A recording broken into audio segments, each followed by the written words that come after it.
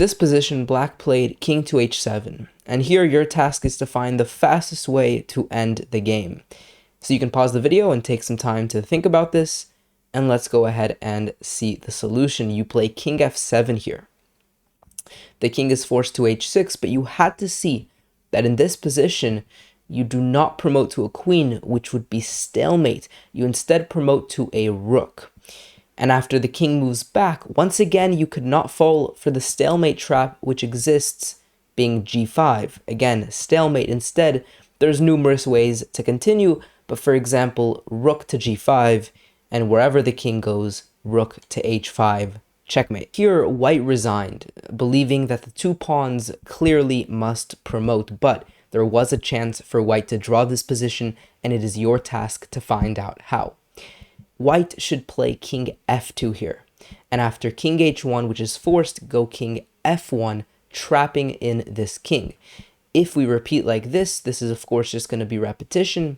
If at some point they play h2, this is going to be stalemate, and if at some point they play f2, we can take that pawn, and it doesn't change things that much, because after king h2, we go king f1, and even though the king is escaping, it's not helping them because our king is rushing to the corner, where we will manage to stalemate ourselves and end the game in a draw. In this position, black just played king d2, and it is your job to find the only drawing move in this position for white.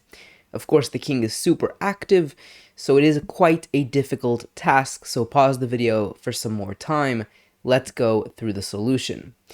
Just to explain the dangers of the position, if you play a calm a3 move, black will launch this c-pawn to stop this b2 square from the king, and then play the casual king d1 to secure the win over the c2 pawn, and from there the win on the game. So going back, you can't play a3. The correct move is c4. You're giving back the pawn, but you're doing it in an advantageous way where you keep opposition, and as you can see, by this variation, that will lead to a direct draw. Super cool stuff. So this is a really cool pawn endgame puzzle. Try to pause the video and take some time and find the solution. Let's go through it. So here, in the game itself that this puzzle arises from, king d2 was played, which loses, because now c4 comes. The king moves, and now c3, and the king can no longer stay in contact with the pawn.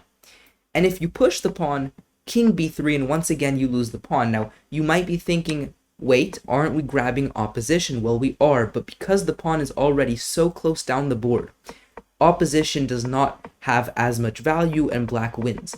In the first position, the correct move was c4. And here, again, we're going for opposition, but the pawn is further up the board, and now opposition is more meaningful, and we can draw. Opposition does not always work.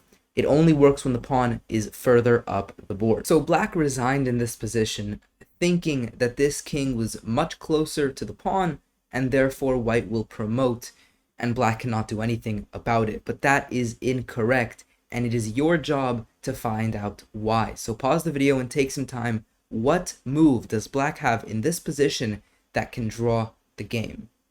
The move is king d3, and the general idea with the move is to allow this king to take the pawn. You couldn't stop that, but then trap in the king. And even though the king can, if it wants to escape, then what will happen, which is pretty funny, is in the other side of the board, the king will again get trapped.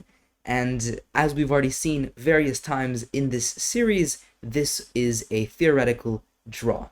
So always look for these opportunities to trap in the opponent's king by getting sideways opposition. There is only one way for white to draw this position, so pause the video and try to find the move and series of moves that would guarantee a draw for white here. Now, the issue is, of course, this king is so far away from its counterpart, so what do? We're going to try to get as close as we can to this other king by following suit like this.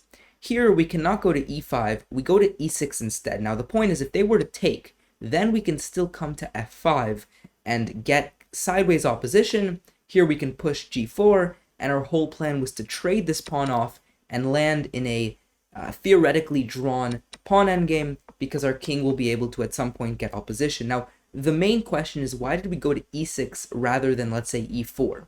Well, because from e6, if they were to then go down and head towards this pawn, then we can go back up and even counterattack them, and they risk even losing. This position is truly incredible. Black is so close to promoting. For example, something like this, and black will promote and win the game. And because the king is so far away from this pawn mess on the queen side, and this king is so much closer not only to defending these pawns here, but also stopping this pawn from running down the board, it seems like white cannot draw this position, but this is drawable. So pause the video and take some time to find the way in which white can go about drawing this position. Super instructive. Start by going h4. You're gonna be threatening to promote, so in this position, king to g4 is forced, and now here's the key move. You go king to g6. If you go to f6, black can already begin promoting their pawns. But by going to g6, you're also threatening to push this h pawn. So here, if black were to push, you can already promote as well. So black has to waste the time taking that h pawn. In the meantime, you get closer, and it's a draw. This one is pretty sneaky, so pause the video and take some time. What would you play with the white pieces here to draw this position? And of course, you're looking to draw because this king is so much more active than its counterpart, already super close to these white pawns. Well, let's look at the solution. You go king e6. The king is heading towards d7, so after king takes b3, king d7, and here, notice if black were to take this a3 pawn, well, then white is actually going to be able to even win, because they're going to be super close to promoting this d5 pawn. So instead, black will take on c4. And here, king takes on c7, king takes on d5, and this is the critical moment. If you take on b7, king to c5, this pawn promotes, this pawn is stuck. You take instead on b6. So now, when this pawn promotes, so will this one, and this will become a draw. So this is a clear 2 versus 1 situation, so white is clearly on the defensive end, but white can hold a draw, and it is your task to find how. So pause the video and take some time to figure out the way that white can draw this position. The first move is king f4, and after h3, king g3. So far it makes sense, but this is the key move you had to find. You go king to h2 here. If you take, you give black opposition in this position, and because the pawn is so far down the board, black will be able to get in front of the pawn and win. You go king h2 instead, and now the point is, after king takes, you win opposition, and this will be a win if they go into this variation, and if instead, going backwards, they decide to wait and just push this pawn, well, now what you've done is baited them to push the pawn further down. So even though they're going to get opposition, they can't get their king in front of the pawn, so this is also going to be a draw. Here is a really cool position. After king to b4, the question is, how can black go about winning this position? Because even though white has an extra pawn, this pawn is well guarded, and this pawn is super close to promotion. So how do you win? Well, if you said king to d4, that is incorrect. This will actually be a draw, because after king to b3, the king is threatening to come down to c2 and d1, so you continue going, but now the king has gone out of the check with promotion, and therefore white can also promote, and this is a draw. Going back, you had to find, in this position as black, the brilliant e3, which seems so counterintuitive because this king is just going to pick up the pawn, but the point is, although this king seemingly has to go this long route, by going e3, we've forced this king to stay on the dark squares. So now we promote with check, and that makes all the difference, and black is winning. This is so far my favorite position from the book.